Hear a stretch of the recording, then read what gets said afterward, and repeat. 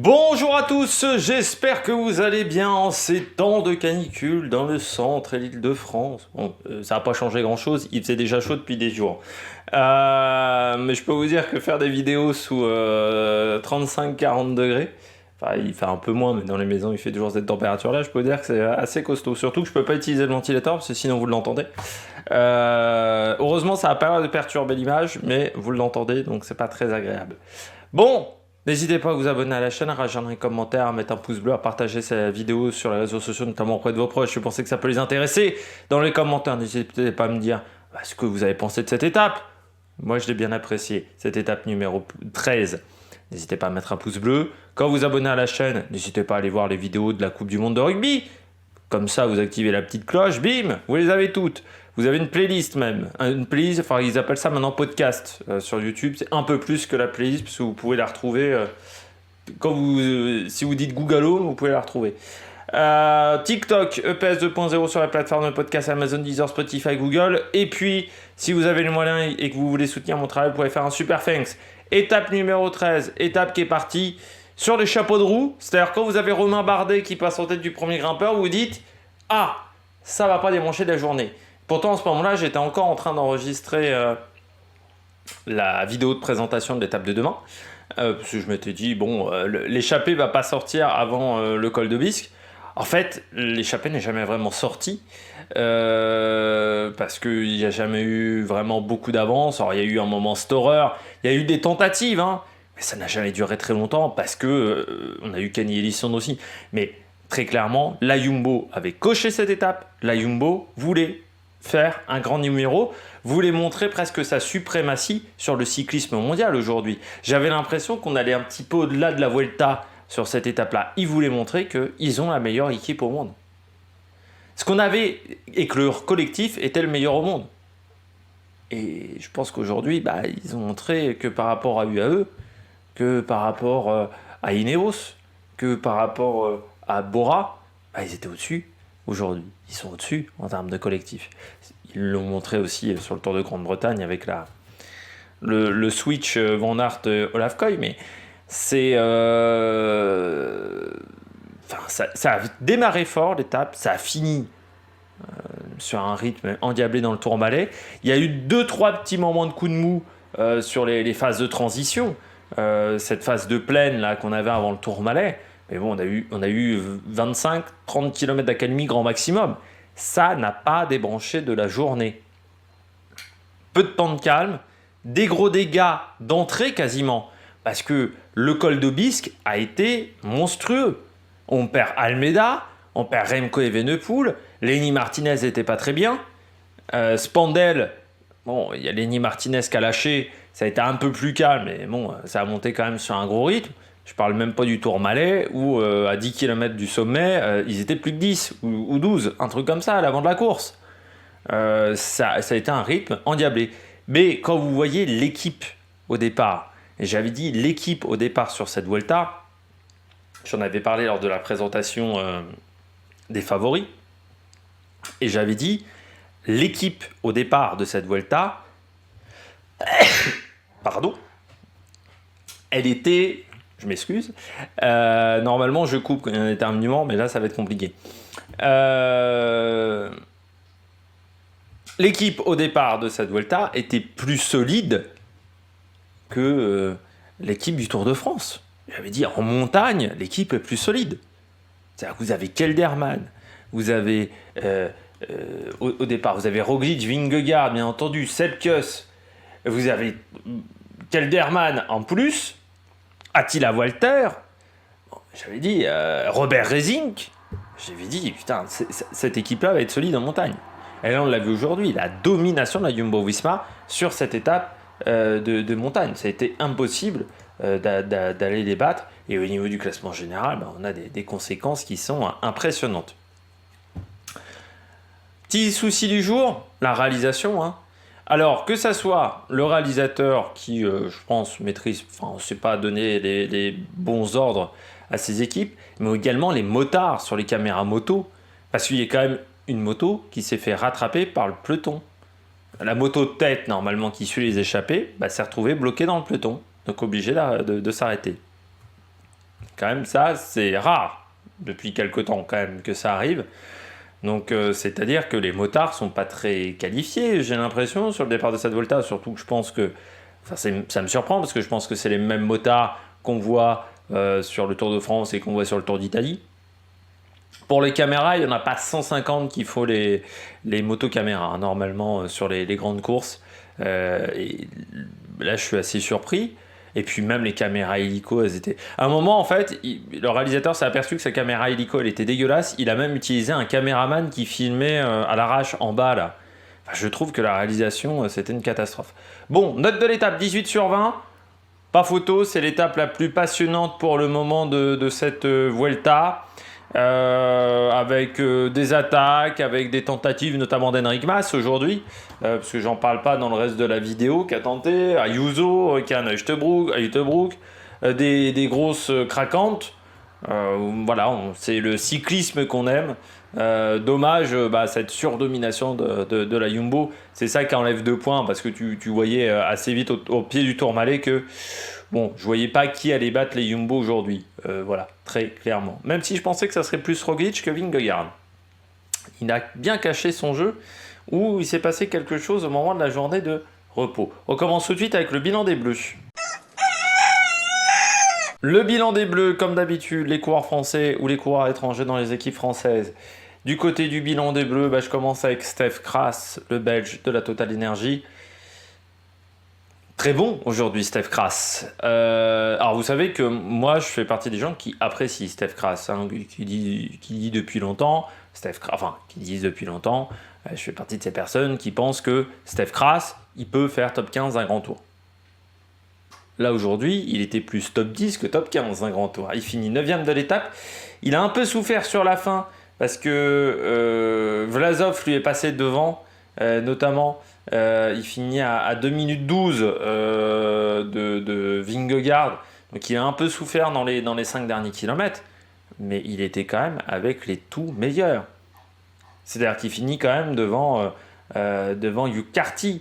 Il finit devant Juan Pedro Lopez, devant Almeida aujourd'hui.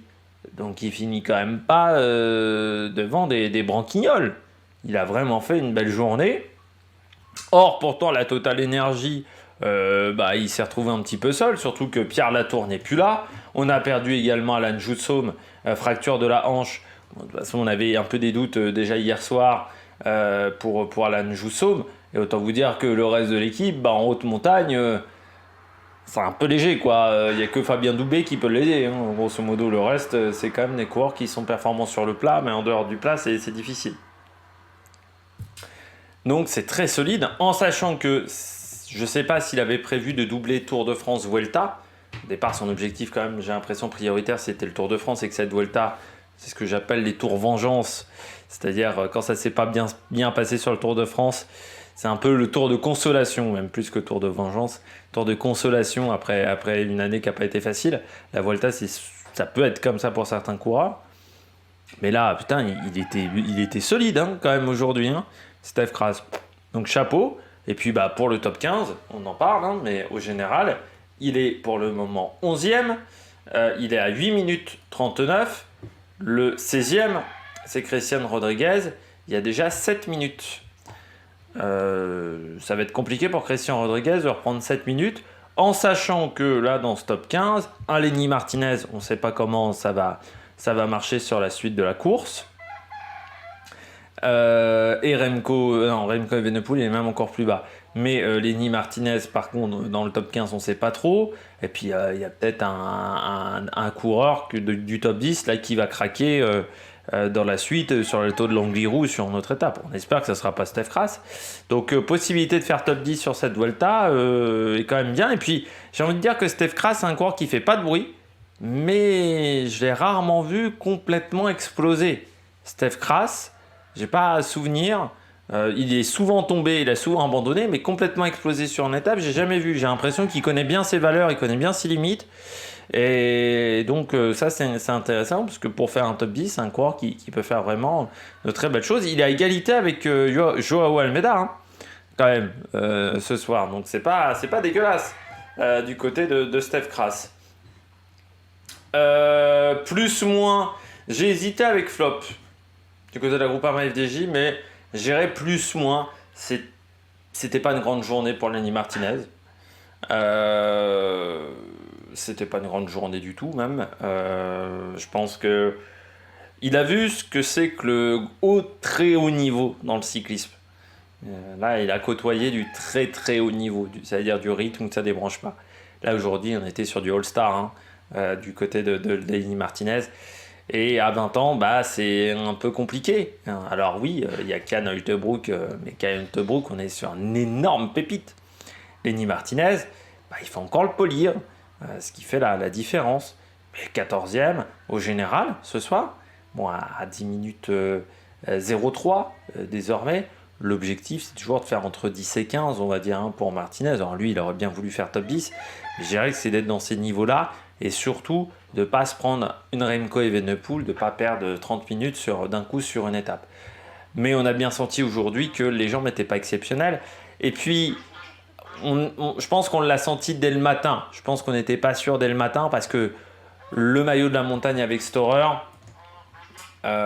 c'était les points marqués par Storer dans la journée, même s'il est que 3e, donc c'est pour ça que là c'est encore moins parce que il aurait peut-être fallu prendre des points avant pour Michael Storer. C'est-à-dire s'il y avait une envie d'aller chercher le maillot à poids, il fallait peut-être pas attendre l'étape du Tourmalet parce qu'on s'aperçoit que Storer a 25 mais Vingegaard a 36. Ça va peut-être être même l'objectif de Jonas Vingegaard si on décide qu'on gèle les positions du côté de la Jumbo-Visma. Je pense que c'est encore un petit peu tôt pour geler les positions. Je pense qu'il faut attendre peut-être l'Alto de l'Angliru qui peut encore créer des énormes écarts. Mais du côté de Storer, il va pas chercher les points. Il va chercher 25 points, mais il n'avait pas de points importants au classement de la montagne. Et puis de l'autre côté, c'est sûr que Lenny Martinez, il a un peu pété. Il a même complètement... il s'est un peu fracassé quand même dans le final. Alors après, au niveau du classement des jeunes, il est 4e. Donc là encore, il est dans le top 5. Parce que c'est Ayuso maintenant qui est maillot blanc. Devant Ulltebroek, Almeida, Lenny Martinez, Buitrago. Vu que Remco Evenepoel est désormais 7e.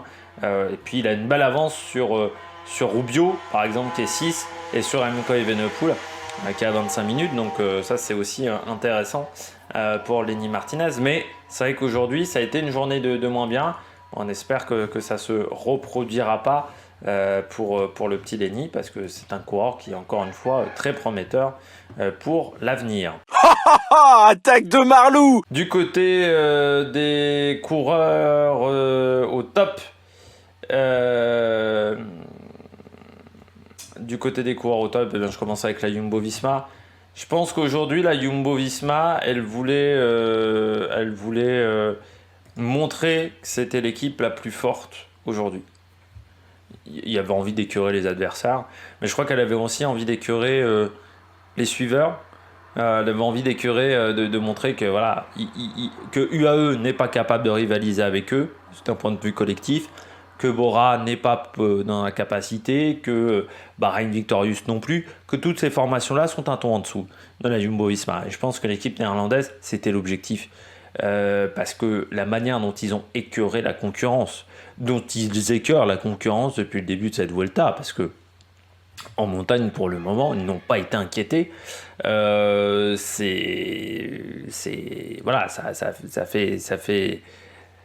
Ça fait envie, je pense, certains directeurs d'équipe. Alors, bien entendu, ça va relancer encore les débats sur le dopage. On est habitué. Mais là, aujourd'hui, c'est pas qu'une question de on est plus fort physiquement.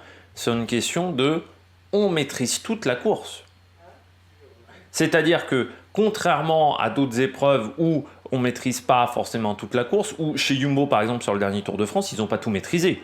C'était pas... par exemple, les Pyrénées, je pense qu'ils voulaient prendre déjà de l'avance au moment des Pyrénées, et puis ça ne s'est pas bien passé du côté de la Jumbo. Là, aujourd'hui, il n'y a rien qui a gêné leur progression. C'est-à-dire que Enric Mas a tenté, Ayuso, Ulltebroek ont tenté, rien n'a vraiment gêné la Jumbo-Visma. C'est-à-dire qu'il y avait un plan, le plan a été appliqué à la perfection. Certes, physiquement ils étaient très forts, ça on est d'accord là-dessus, Mais c'est pas seulement du physique aujourd'hui. C'est des grands équipiers qui ont fait du bon boulot. Kelderman, Robert Rezink, Attila Walter ont fait un énorme boulot pour leur leader. Parce que leur leader avec un S. Et puis après, derrière, on a senti après le col d'Aubisque que personne n'avait envie de prendre en main la course. On n'a pas senti UAE ni Bora vouloir vraiment mettre en main la course. Pourquoi ? Parce qu'ils n'avaient plus personne à ce moment-là. Chez UAE, il n'y avait plus que Marc Solé et Ayuso. Chez Bora, ils n'étaient plus que 2. Et ça, c'est très bien en termes de stratégie. J'avais dit, il va peut-être se passer des choses dès le pied du col d'Aubisque ce matin. Parce que je me disais, si tu veux isoler Remco Evenepoel, moi je pensais encore à Remco Evenepoel, je me dis, si tu veux l'isoler, faut pas attendre le Tourmalet. Faut partir de plus tôt. Faut partir d'Aubisque, de Spandel. C'est 2 options. C'est ce qu'ils ont fait dès l'Aubisque. Mais pourquoi ? Parce qu'ils ont une force collective sur cette Vuelta, encore une fois, qu'ils n'avaient pas forcément sur le dernier Tour de France, qu'ils n'avaient pas forcément sur le Giro d'Italia. Ils l'ont là cette année. Cette Vuelta, c'est l'équipe qui est au départ de cette Vuelta du côté de la Jumbo, c'est la meilleure équipe, je pense, jamais engagée par la Jumbo-Visma sur une épreuve de 3 semaines. Et là, ça a fait la différence. Alors certes, ce soir, force physique, parce que Vingegaard, et Vingegaard, pour une fois, a tenté quelque chose. C'est ce que je lui reprochais sur le dernier Tour de France, d'être très peureux. Là, il a tenté. Et après, derrière Kuss, Roglic, il bloque toutes les offensives. Donc, derrière, Ayuso, Ayuso, ils peuvent ne pas rouler, mais s'ils ne roulent pas, ils se prennent une 40 dans la gueule ce soir. Donc, ils sont obligés de rouler. Mais comme ils roulent, ils perdent de l'énergie. Comme ils perdent de l'énergie, Kuss et Roglic les comptent dans le dernier kilomètre. Et encore, je pense que Kuss, il a été un peu peureux ou il n'a pas osé rouler derrière Vingegaard. Parce que je pense que Kuss, il avait la capacité de revenir à au moins 10-15 secondes de Vingegaard, je pense, aujourd'hui. Parce que dans le dernier kilomètre, il reprend 20 secondes. Alors, il faut se méfier parce que j'ai l'impression qu'aujourd'hui, les écarts GPS, c'était comme la réalisation, c'était un petit peu aux fraises. Parce que il a quand même repris 25 secondes en 1 km sur Vingegaard. Alors, soit Vingegaard a complètement explosé dans le dernier kilomètre, soit Sepp Kuss, il avait un moteur dans le vélo, ce qui je crois n'est pas le cas. Enfin, pas prouvé. Donc je pense c'est surtout que les écarts GPS n'étaient pas bons. Et derrière Roglic, même Roglic arrive à sortir. Alors pourtant Roglic, je l'ai pas trouvé foufou aujourd'hui. Mais même Roglic, derrière Ayuso et Hülkenberg, ils avaient que leurs yeux pour pleurer pour le podium de l'étape. De toute manière, je pense que c'était pas l'objectif du jour du côté d'Hülkenberg et Ayuso. On poursuit avec Ayuso, tiens, dont on parlait un petit peu avant. Très bien aujourd'hui, Juan Ayuso. Moi, j'avais trouvé qu'il n'avait pas fait un bon chrono. Et on s'aperçoit quand même que Juan Ayuso, Hülkenberg, Mas, qui n'ont pas fait des grands contre-la-montre, s'en sortent mieux que Vlasov, Almeida, Remco Evenepoel, qui eux avaient fait des bons contre-la-montre. Et du côté de Ayuso, j'avais dit, certes, les longues lignes droites, ça ne l'avait pas favorisé, mais moi, je l'aurais vu 10 secondes, 15 secondes mieux que ça au niveau du classement. Là, aujourd'hui, il a été taille patron. Mais parce que Ayuso, actuellement, ça fait partie du top 10 des meilleurs grimpeurs. Ayuso. T'as Pogacar. Pour moi, il est au-dessus d'Almeida, en montagne. Il fait partie même du top 6, top 16, vraiment des grimpeurs. Juan Ayuso. Et je pense aussi qu'il monte un petit peu en puissance. Il a démarré timidement. Là, j'ai l'impression que ça va de mieux en mieux pour Juan Ayuso. Et là, sur cette étape, c'était bien. Peut-être que demain, ça sera très bien pour Juan Ayuso. Peut-être que l'Alto de l'Angliru, c'est là où il fera la différence. Peut-être qu'il arrivera à battre les Jumbo ce jour-là. Mais aujourd'hui, c'était une très belle journée. Et puis, il ne faut pas négliger que Juan Ayuso, il a déjà fait podium sur la Vuelta. Donc, il sait comment faire. Et là, aujourd'hui, il est toujours dans le match pour le podium. Parce que certes, pour le moment, Sepp Kuss est au-dessus. Mais quand tu regardes, il reste à moins d'une minute de Vingegaard et à une minute de Roglic. Donc un des deux est capable d'avoir une journée de moins bien. Hein. Roglic, il l'a déjà eu sur des grands tours précédents. Vingegaard, c'est la première fois qu'il enchaîne 2 grands tours dans la même année. Donc on va voir ce que ça va donner. Et derrière, il creuse un petit peu par rapport à Enric Mas, par rapport à Landa, par rapport à Hülkenberg. Mais aujourd'hui, super étape. Derrière, deuxième coureur au top, bien entendu, chez UAE, Marc Solé quand même. Parce que Marc Solé aujourd'hui, il est 6e général ce soir. C'est pour moi... Alors, je peux vous dire, encore une fois, je le dis assez souvent, Marc Solé, c'est pas le coureur que j'apprécie le plus. Je rappelle qu'on m'a encore mis dans les commentaires que c'était Marc Soler. Je rappelle qu'on dit Marc Solé parce qu'il est catalan. Je ne suis pas spécialiste du catalan, mais moi on m'a dit en catalan que Soler, ça se disait Solé. Donc je dis Marc Solé pour cette raison-là. Parce qu'on me l'a encore reproché dans les commentaires. En catalan, c'est Solé. C'est comme Zinglé. En français, normalement, on devrait dire Zingle. Oui, mais c'est de l'alsacien. Donc c'est Zinglé. Moi, voilà, il semblerait que Marc Solé très catalan dans l'âme, donc on dit Marc Solé. Bon, du côté du coureur espagnol et catalan, donc 6e d'un grand tour au bout de 15 journées, je m'attendais pas à ça.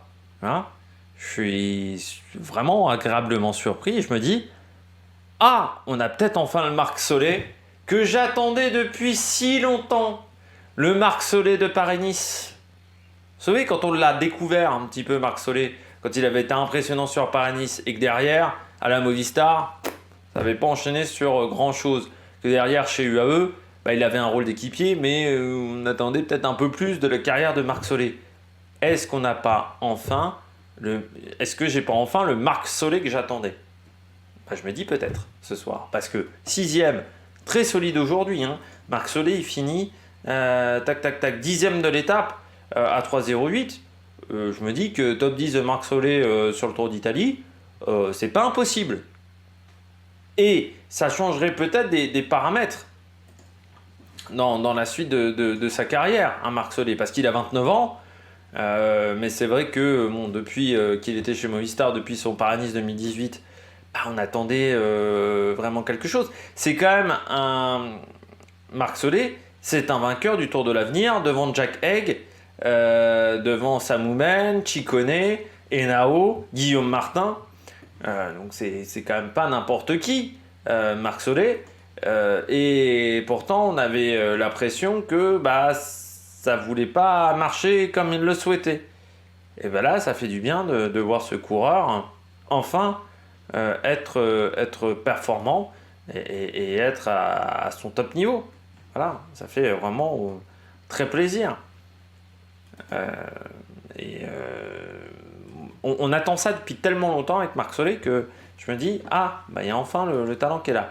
Kian Hülkenberg, lui il enquille un petit peu. Hein. Moi j'avais été déçu de son contre-la-montre. Là aujourd'hui, pour moi à 20 ans, faire ce qu'il a fait aujourd'hui, c'est très très très solide. Parce qu'encore une fois, là c'était du très très haut niveau. On passait un cap par rapport au Tour de l'Avenir. Hein. Où on passait un cap par rapport au Tour de Romandie. Je crois qu'il était sur le Tour de Romandie l'année dernière. C'est-à-dire que c'était un niveau largement au-dessus de tout ce qu'il avait fait jusqu'à présent. Et ça a suivi. Autant Lenny Martinez a eu du mal, autant lui il a suivi. Donc chapeau. Et puis il a osé. Il a osé à Hülkenberg à un moment. Il s'est dit je vais tenter d'accélérer. Derrière il y avait Roglic qui était bien en place. Il a été assez intelligent pour pas tenter de suivre Enric Mas et pour faire une montée progressive. Et puis ce soir, il est pas très loin de Vlasov. Donc la tête de la hiérarchie chez Bora-Hansgrohe, elle est toujours pas décidée. Et Vlasov, aujourd'hui, c'était pas foufou. Alors, des fois, avec Vlasov, il y a des coups de moins bien. On a déjà vu sur des tours. Et puis derrière, après, ça se remet en route. Donc on va voir. Du côté de Vlasov, c'est pas ce qui va se produire sur la suite de la course. On passe à David de la Cruz très bien aussi rapidement. Ça fait des points pour Astana, David de la Cruz, parce qu'il finit aujourd'hui 12e de l'étape par ses 15 points UCI. Mais au général, David de la Cruz, il est 13e. Et ça ferait du bien à Astana de récupérer ses points UCI, parce que l'année n'a pas forcément été évidente surtout au niveau du classement général des grands tours. Et ça ferait du bien à cette formation. Et ça ferait du bien également à David de la Cruz, qui a déjà fait 2 fois 7ème de tête de la Vuelta, mais surtout qui avait abandonné le dernier Tour de France. Et voilà, il avait abandonné alors qu'on sentait peut-être qu'il montait en puissance. Donc là, sur cette Vuelta, ça se passe bien. Donc voilà, c'est très très intéressant. Et encore une fois, il a déjà fait même 3 fois 7ème de la Vuelta. 2016, 2020, 2021. Voilà, donc c'est un coureur qui est capable de finir bien un grand tour. Donc ça va être intéressant de voir ce que ça va donner sur cette Vuelta avec de la fraîcheur pour le coureur ibérique. On passe tout de suite au bonnet d'âne. Premier bonnet d'âne du jour, Remco Evenepoel.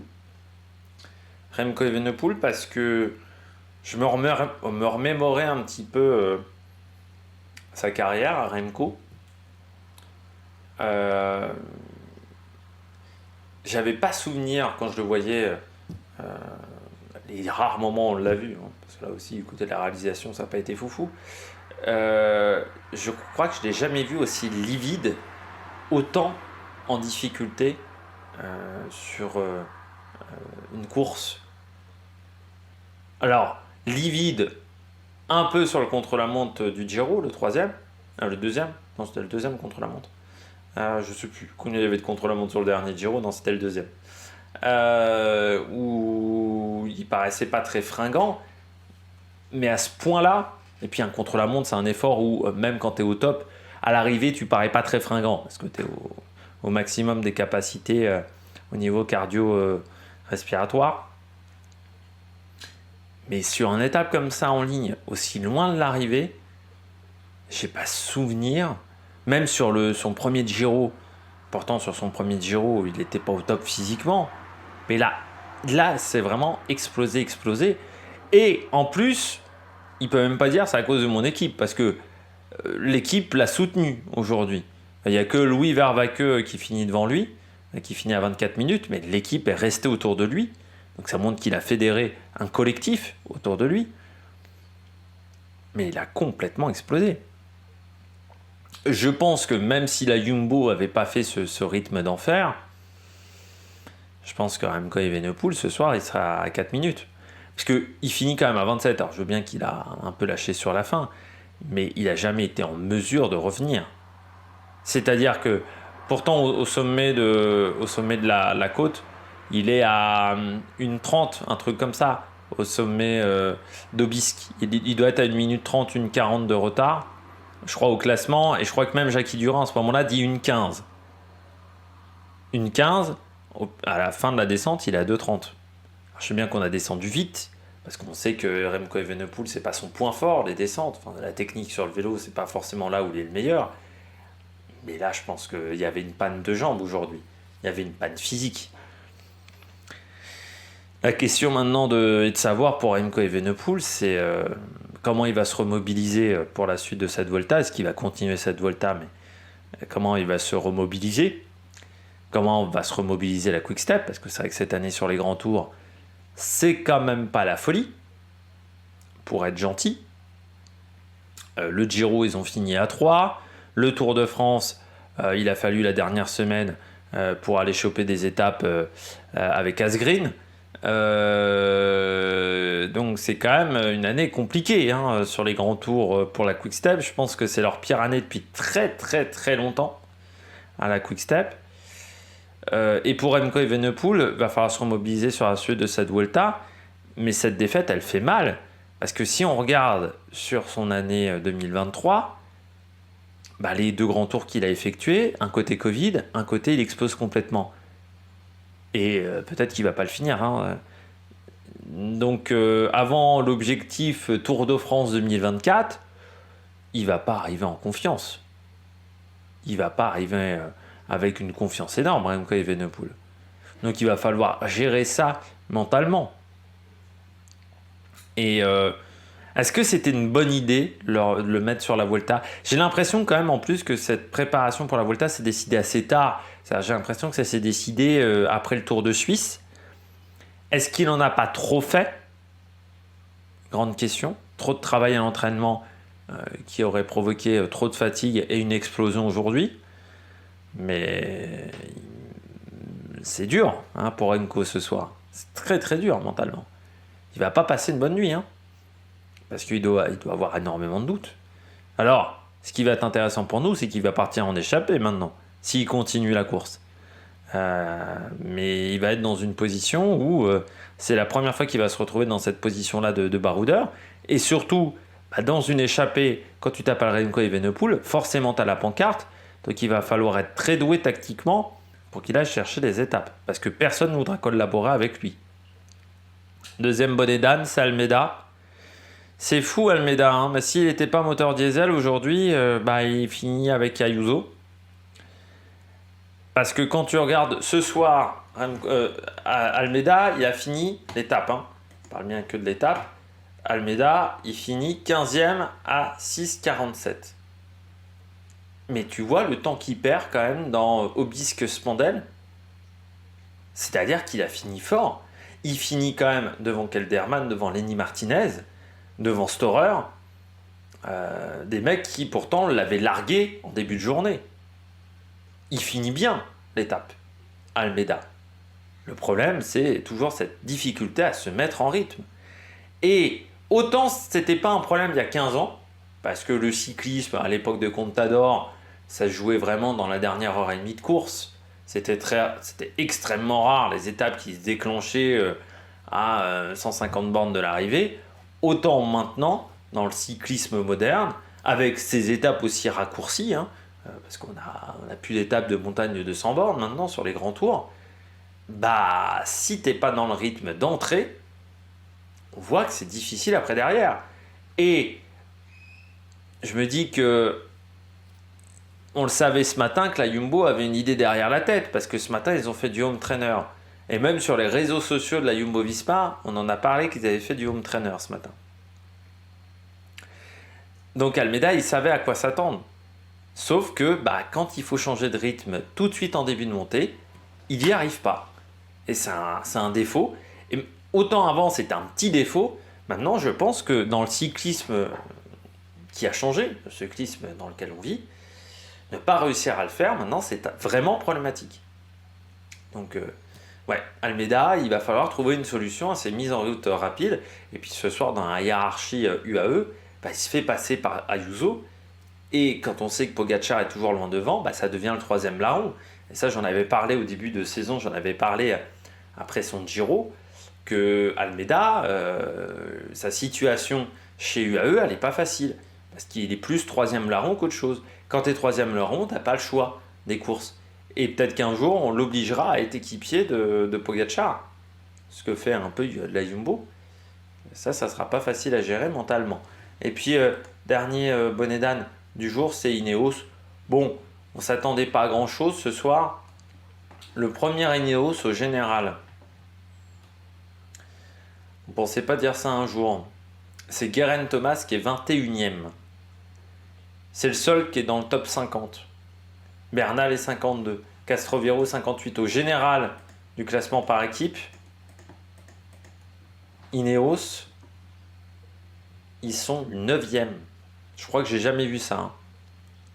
Aussi loin, Ineos dans un classement par équipe, j'ai jamais vu ça. C'est une débandade totale. Alors, heureusement qu'il y a eu Ghana, mais même la victoire de Ghana, je pense, ne suffira pas à éviter le fiasco d'Ineos. Il va falloir une deuxième victoire pour éviter le fiasco. C'est une... entre Arensman qui est tombé, mais derrière, tu as quand même Castroviejo, Bernal, Geraint Thomas. Ils se prennent éclat sur éclat tous les jours. On va voir demain, on va voir sur les derniers jours, mais ça me semble quand même compliqué pour aller chercher un grand résultat pour cette formation. Bon, j'espère que vous avez aimé cette vidéo. Si vous avez aimé cette vidéo, n'hésitez pas à vous abonner à la chaîne, à réagir dans les commentaires, à mettre un pouce bleu. On se retrouve ce soir sur TikTok avec le débrief de la mi-temps, le débrief du match France-Nouvelle-Zélande. Et puis demain, présentation notamment de l'étape numéro 14, qui n'est pas une étape facile demain. On n'en a pas beaucoup parlé de cette étape 14, mais On n'en a peut-être pas suffisamment parlé parce que ça va faire encore mal et surtout, vu comment on a roulé fort aujourd'hui, ça va peut-être laisser des séquelles pour cette étape numéro 14 qui va peut-être encore nous créer du spectacle. Donc nous on se retrouve demain 7h et puis 21h pour faire le débrief sur YouTube. Allez, ciao ciao sur l'Amérique Production.